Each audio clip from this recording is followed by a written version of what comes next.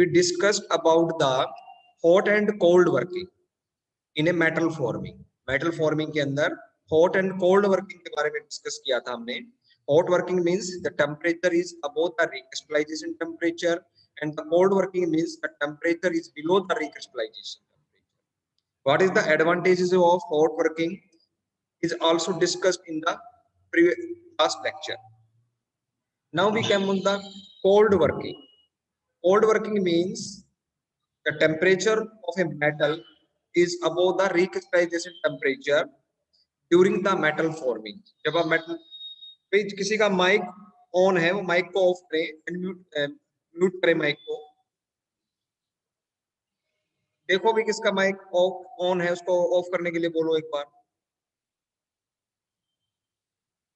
Increase the cold working increase the strength and hardness by strain hardening.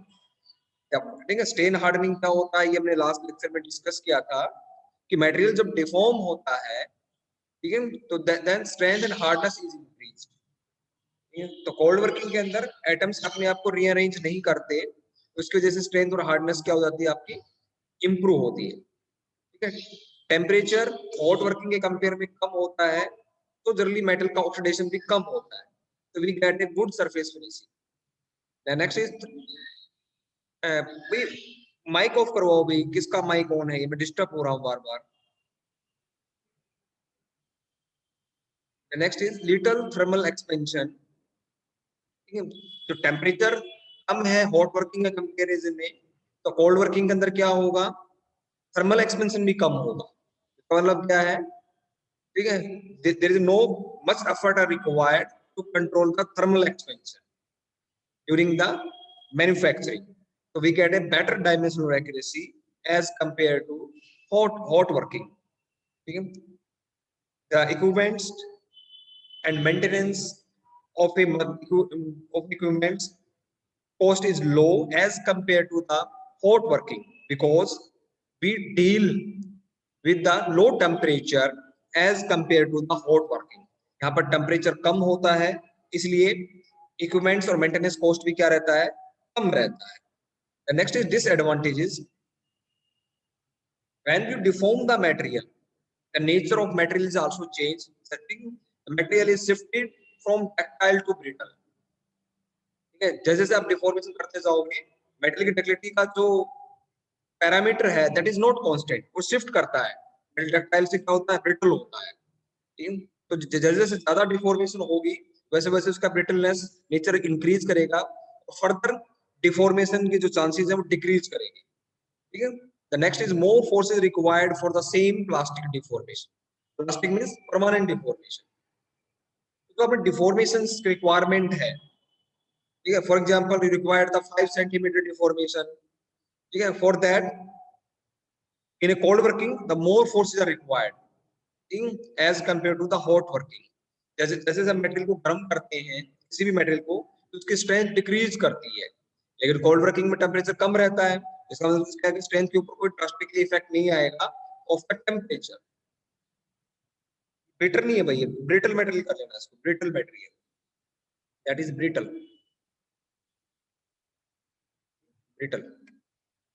Brittle material can not be worked means forged. ठीक है, जो brittle materials हैं उनको हम क्या नहीं कर सकते, उनको डिफॉर्म नहीं कर सकते bye using the cold working, क्योंकि जब डिफॉर्म करने की कोशिश करोगे तो फ्रैक्चर हो जाएगा. ठीक है, जबकि हॉट वर्किंग में क्या होता है, हाई टेम्परेचर की होने की वजह से, टेम्परेचर ज्यादा होने की वजह से जो ब्रिटलनेस है मेटेरियल की it reduce up to some extent, कुछ एक्सटेंट तक रिड्यूस हो जाती है and you can deform the material. Next is residual stresses. What is the meaning residual stresses, ये हमने लास्ट लेक्चर में डिस्कस कर लिया था. ठीक है, तो या कोल्ड वर्किंग के अंदर क्या होती है, रेजिडुअल जो स्ट्रेसेस है वो सेटअप होती हैं, उनको रिमूव करने के लिए हीट ट्रीटमेंट करना पड़ता है. ठीक है, जनरली जो कोल्ड वर्किंग के थ्रू जो कंपोनेंट बनाए गए हैं तो उनका रेजिडुअल, उनको हीट ट्रीटमेंट करना कंपलसरी है, otherwise there will be internal forces inside the material. ठीक है, अंदर ही मटेरियल के अंदर क्या रहेंगे, फोर्सेस रहेंगे and it decrease the strength of a material. That is the cold working. Exam point of view that is very important. What is the meaning of hot and cold working.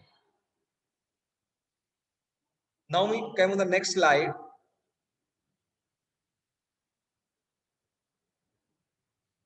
Forging operation and processes. What is the meaning of forging operation? The activities to perform by using the compressive forces on the material. क्या क्या क्या आप activities perform कर सकते हो material के ऊपर only by a compressive forces, सिर्फ कंप्रेसिव फोर्सेस अप्लाई करके. That activities is known as the forging operation. उन एक्टिविटीज को हम क्या बोल देते हैं? ठीक है, फोर्जिंग ऑपरेशन या फोर्जिंग प्रोसेस बोल देते हैं. The first forging operation activity is drawing out. In drawing out we elongate the material with the reduction of a cross section area. You applied the force such a type the metal is going to elongate it, your component, your material is going to elongate it with the reduction of cross section area. For example, there is a thick plate, आपकी road है, circular road, and you want to decrease the cross section area. आप इसका cross section area decrease करना चाहते हो. So there are two dies. Dies means metal का blocks है which apply the forces. We apply the compressive forces by using this metal blocks on the material. ठीक है, तो by the compressive force the material is deformed. The length is increased, total volume is constant. Length is increased and cross section area decreased. That operation is known as the drying out. तो operation को हम क्या बोल देते हैं? Drying out बोल देते हैं. What is the direction of a force? A force is applied perpendicular to the length axis. That is the length axis. Okay? And we apply the force perpendicular to it. हम इसके perpendicular force apply करते हैं. Okay? That is known as the force direction. And this operation is also called is a cogging operation. तो cogging operation बोलते हैं. So we will shift. ठीक है, जब आपको required cross section area यहाँ पर gain हो जाएगा, then you will shift the die in the next position. आप डाई को नेक्स्ट पोजीशन में शिफ्ट कर दो. ठीक है, तो डाई आपकी कहां जाएगी? Metal blocks will be at new position and after that you apply the forces. अब नेक्स्ट पोजीशन के ऊपर फोर्स अप्लाई करोगे. एंड द फोर्स का नेचर क्या है? Compressive forces. Forces compressive nature के ही रहेंगे. That operation is known as the drawing out operation. इससे हम लेंथ बढ़ा सकते हैं किसी भी रोड की, प्लेट की, और उससे लेकिन रिडक्शन किसमें होगा? क्रॉस सेक्शन एरिया में reduction. Next activity is upsetting operation. In an upsetting operation, we increase the cross section area. Now the target is to increase the cross section area and decrease the length. This is your material, this is your component. इस component को हमें क्या करना है? इसका हमें cross section area increase करना है और length को decrease करना है. Generally that is known as a billet. इसको billet बोलते हैं. जो material है जिसकी shape change करनी है, required shape and size gain करनी है, that is known as a billet. ठीक है, this is a lower die and this is upper die.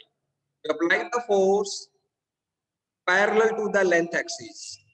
ठीक है, आपको क्या करना है? कंप्रेसिव फोर्स अप्लाई करने हैं इसके पैरेलल, लेंथ एक्सिस के पैरेलल. What will happen? ठीक है, total volume is constant, the cross section is area is increased and the length is cross section area is increased and length is decreased, and that operation is known as the upsetting operation. इस operation को हम क्या बोल देते हैं? upsetting operation बोल देते हैं.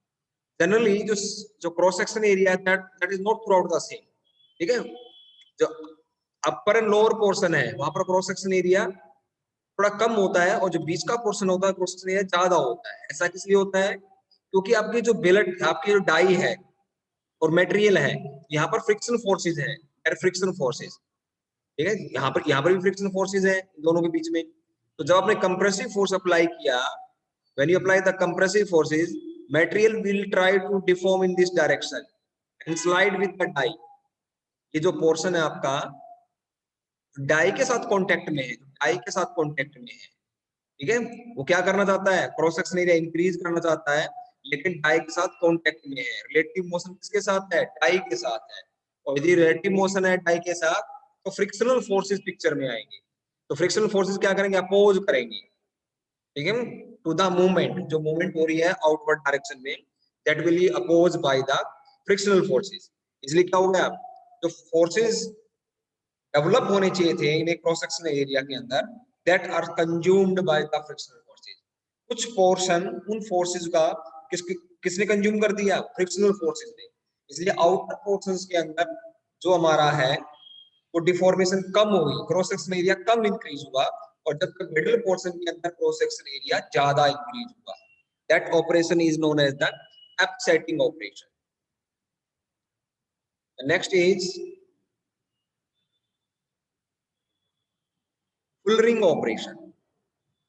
In a full ring operation, we give a specific shape to the die. अब तक जो डाई हम देख रहे थे वो क्या थी? नीचे से फ्लैट थी, एक मेटल का ब्लॉक था जो नीचे से फ्लैट था, और उसके ऊपर हम फोर्स अप्लाई कर रहे थे। By using that we apply the force on the material. ठीक है, जो कंपोनेंट है वो तो नीचे रखा हुआ है, और इस मेटल ब्लॉक का यूज करके we apply the forces. This metal block is known as a die, उसी को हम डाई बोलते हैं। लेकिन अब हम डाई को क्या कर रहे हैं? नीचे से एक स्पेसिफिक शेप दे रहे हैं। The shape is convex shape. इस तरह से कॉन्वेक्स शेप दे, कॉन्वेक्स शेप। ठीक है, if you make the convex shape, then ये कॉन्वेक्स शेप बना लेते हो, and you apply the forces, और इसके ऊपर आप फोर्स अप्लाई करते हो बाय यूजिंग दिस डाई। ठीक है, तो सबसे पहले कौन सा एरिया कांटेक्ट में आएगा? जो नीचे का पोर्शन है, टॉप मोस्ट, ये एरिया कांटेक्ट में आएगा। The forces are concentrate in a small region. Forces क्या हो जाएंगे? आपके स्मॉल रीजन के अंदर कंसंट्रेट हो जाएंगे। What the meaning of that? The forces are more concentrated as compare to drawing out and your upsetting operation. यहाँ पर जो कंप्रेसिव फोर्सेस है वो क्या है? ज्यादा कंसंट्रेटेड है, ज्यादा लोकलाइज्ड है। Localised means in narrow regions के अंदर है।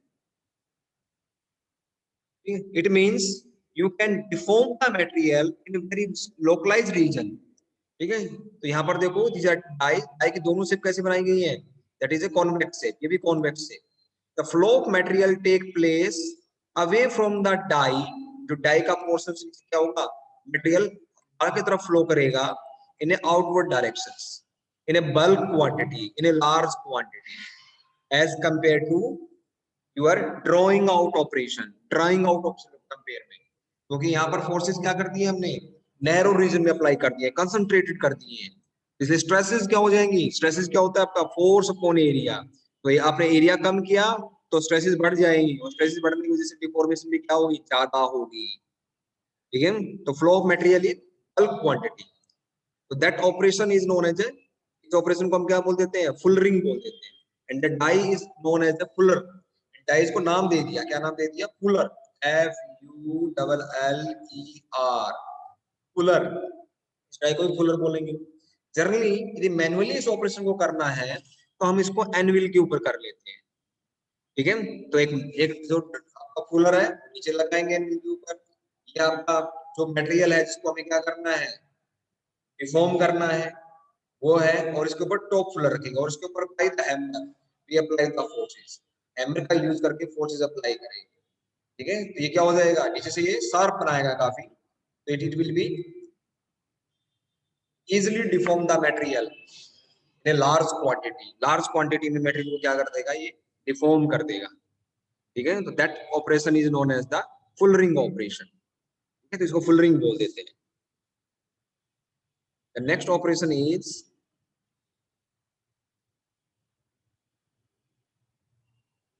your flattening and setting down operation.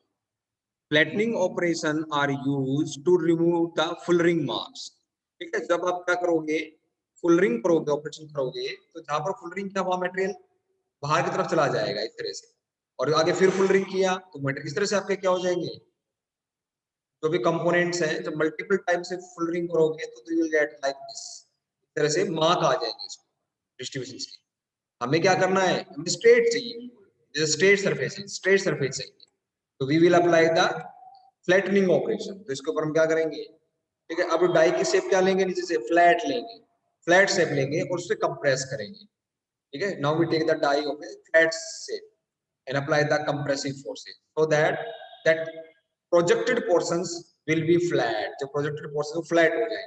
ये देखो, ये आपका क्या है? ये डाई है। नीचे डाई की जगह हमने क्या यूज कर लिया? एनविल। एनविल को लगा दिया। आप डाई भी लगा सकते हो। ठीक है, और सरफेस कैसा होना चाहिए डाई का, flat. Now we apply the compressive force, that operation is known as the flattening and setting down operation. Next is your edging operation. Next is your edging operation. Edging operation is just opposite to the full ring operation. ये full ring से just opposite है। इसमें हम क्या करते हैं, ठीक है, the shape is now die is concave shape। अब जो डाई की शेप क्या बना दी है, कॉनकेव शेप में बना दी है नीचे से। इस लुक लाइक दिस, इस तरह से कर दी हमने concave shape. And metal block की शेप क्या कर दी हमने, कॉनकेव शेप में। And after that we apply the forces, और उसके बाद हम क्या करेंगे, फोर्सेस को अप्लाई करेंगे। व्हाट विल हैपन, ठीक है, now the material is pushed from outside of a die. जो आपके एजेस है आउटसाइड ऑफ डाई के, the material are pushed toward the centre of a die. ठीक है, जो आपका सेंटर है डाई का, उधर फोर्स को क्या किया जाएगा, सॉरी मटेरियल को पुश किया जाएगा। तो इट मींस, ठीक है, we redistribute the material in large quantity same like as a full ring। ठीक है, आप बल्क क्वांटिटी में, लार्ज क्वांटिटी में मटेरियल को, ठीक है, शिफ्ट कर सकते हो at one position to the second position. ठीक है, तो उसके अंदर डाई के जो सेंटर था उससे दूर भेजा जा रहा था, और इसके अंदर हम क्या कर रहे हैं, डाई के जो सेंटर है, सेंटर मतलब जो सेंटर लाइन आपकी, जो सेंटर लाइन, ठीक है, उसके की तरफ भेजा, उसकी तरफ पुश किया जा रहा है। That operation is known as the edging operation. इसको एजिंग ऑपरेशन बोलते हैं।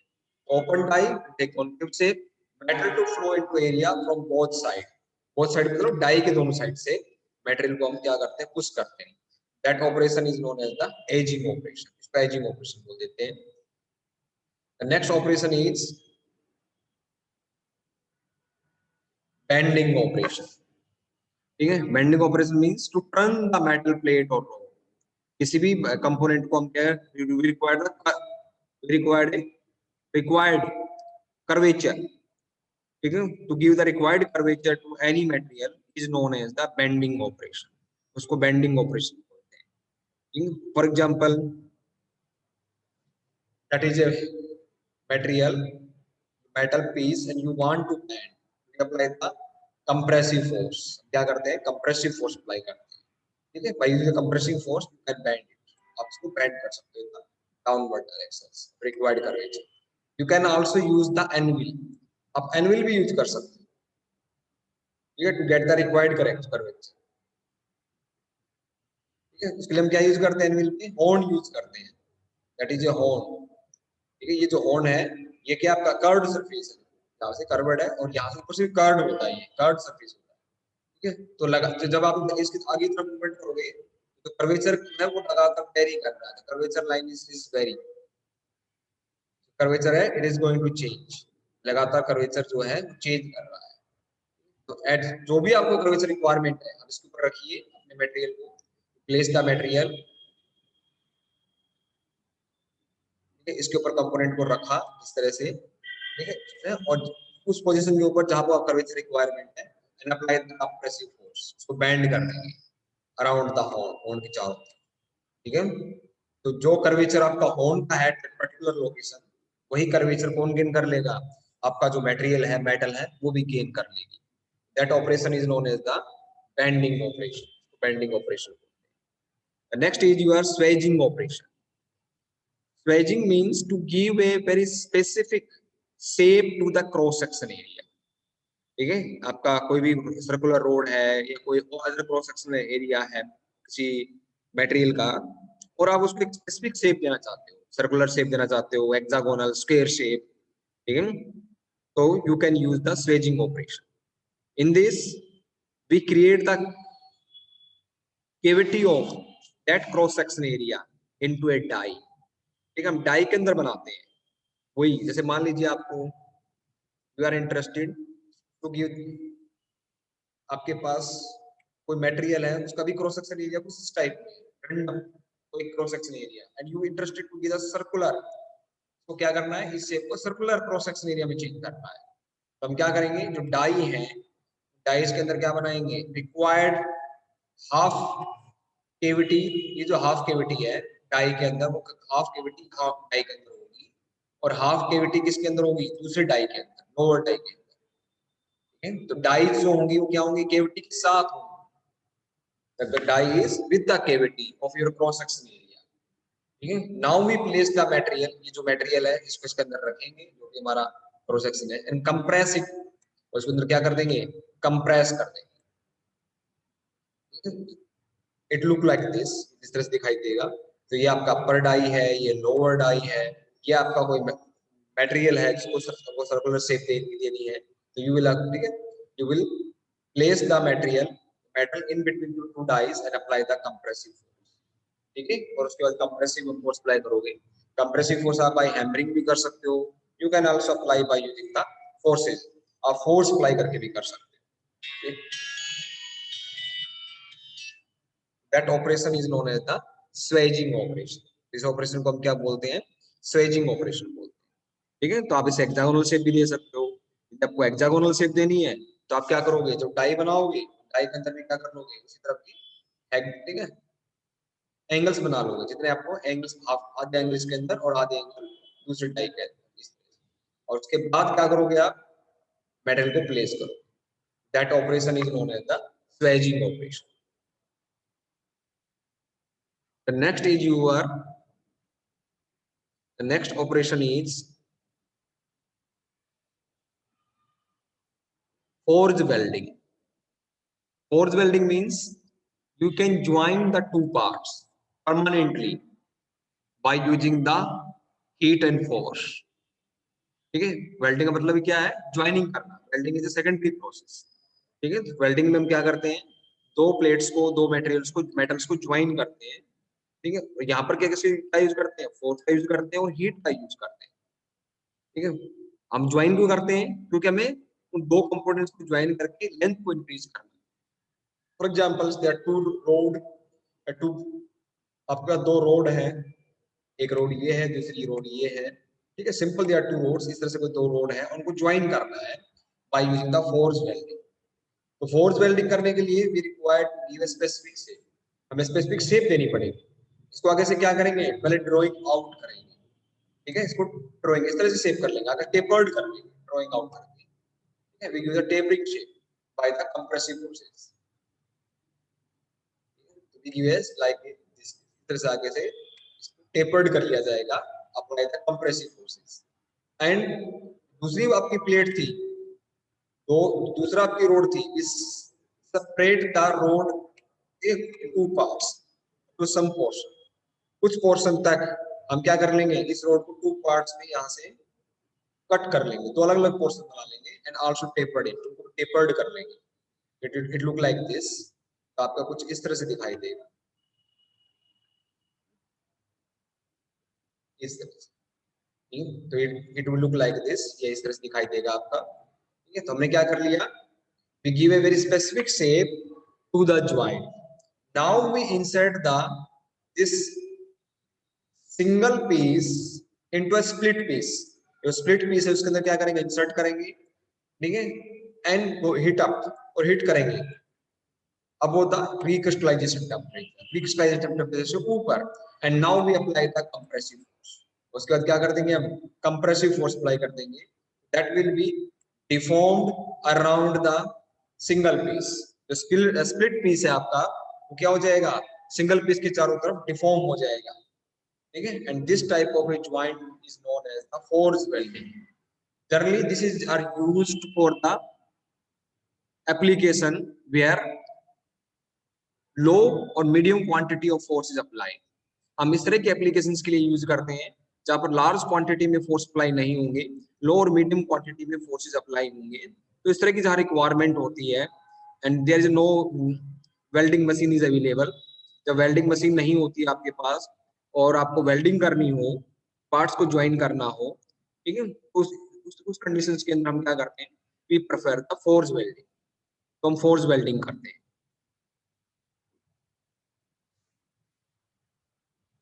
तो अब आपको एक इम्पोर्टेंट इंफॉर्मेशन देनी है।